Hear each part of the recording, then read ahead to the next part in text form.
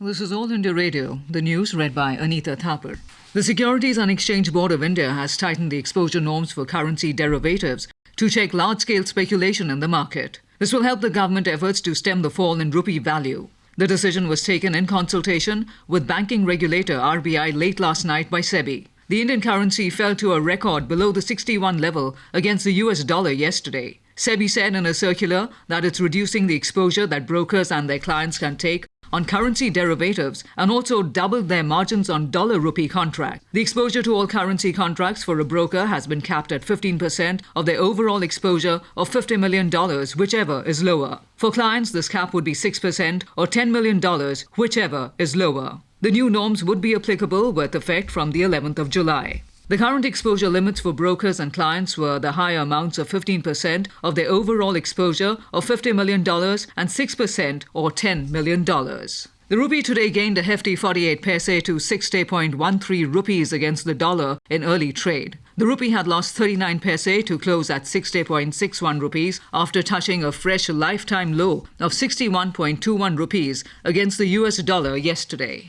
The centre is fully prepared to meet obligations under the Food Security Ordinance, calls on states to complete identification of beneficiaries within 6 months. Speaking exclusively to All India Radio in its popular programme Public Speak, Secretary Food and Public Distribution Mr. Sudhir Kumar said the centre is fully geared to meet the obligations under the Food Security Ordinance. He said the states have been asked to go about the identification of beneficiaries in a transparent manner.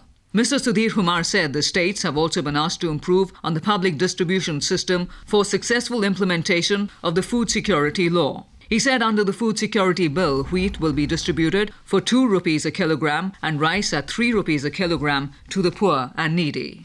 Delhi is all set to become the first state in the country to roll out the food security scheme. The Delhi government has decided to launch the ambitious food scheme on the 20th of next month, the birth anniversary of former Prime Minister Rajiv Gandhi. Talking to AIR, Delhi Food and Supply Minister Harun Yusuf said that Delhi Chief Minister Sheila Dikshit has met the Union Food Minister K.V. Thomas and conveyed her decision to launch the scheme. President Pranab Mukherjee has signed the Food Security Ordinance that will give 67% of the population the right to get 5 kilograms of food grains every month at highly subsidized rates of 1 to 3 rupees per kilogram. The Supreme Court has issued a notice to the centre and all the states seeking their response for improving the condition of mental hospitals in the country. A bench of justices sought the response on a petition filed by the National Human Rights Commission highlighting the problems faced by the mental hospitals. The NHRC said the mental health hospitals in the country are facing serious financial constraints as adequate resources allocation is not being made to meet their requirements. The Bombay High Court has held that the government would have no say in controlling the fee structure of private unaided schools. The High Court said that government cannot control fee structure of those private unaided schools who do not get grant and aid but spend huge amounts of money from their own funds to create facilities and extracurricular activities for students. In Assam, around 100 villages have been affected in the current wave of floods in 4 districts during the last 36 hours. The overall flood condition has slightly improved in Upper Assam areas as the Brahmaputra River has receded in Nimati Ghat and Dibrugarh.